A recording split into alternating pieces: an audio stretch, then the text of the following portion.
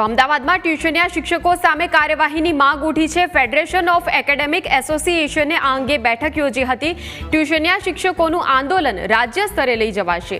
નિયમ મુજબ શાળાનો શિક્ષક ટ્યુશન ન કરી શકે। શાળાના શિક્ષકો ખાનગી ટ્યુશન કરી રહ્યા હોવાની ફરિયાદો વધી છે। અનેક શાળાઓના શિક્ષકો ટ્યુશન ચલાવતા હોવાની ફરિયાદો ઉઠવા પામી છે। ત્યારે અમદાવાદમાં 16 શિક્ષકોના રાજીનામા પણ લેવામાં આવ્યા। જો કાર્યવાહી નહીં થાય તો જનતા રેડની પણ ચીમકી ઉચ્ચારવામાં આવી છે। ગુજરાતની શાળાઓ જે છે એ શિક્ષણ માફિયાઓ એ આ શાળાને વેપાર અને ધંધો અને રૂપિયા કમાવાનું સાધન બનાવી દીધું છે અને વાલીઓને ડે સ્કૂલના નામે એફઆરસી કરતાં વધારે ફી લઈને લૂંટી રહ્યા છે।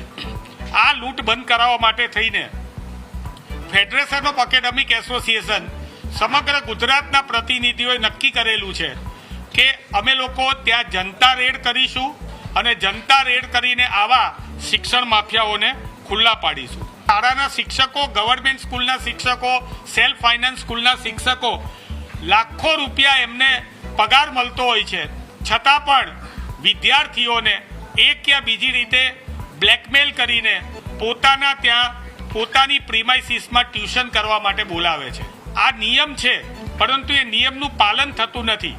અમે અત્યારે આભાર પણ માનીશું અમદાવાદ ડીઈઓનો કે જેઓએ અમારી રજૂઆતને ધ્યાનમાં રાખીને 16 જેટલા શિક્ષકોને પાણીચું આપ્યું।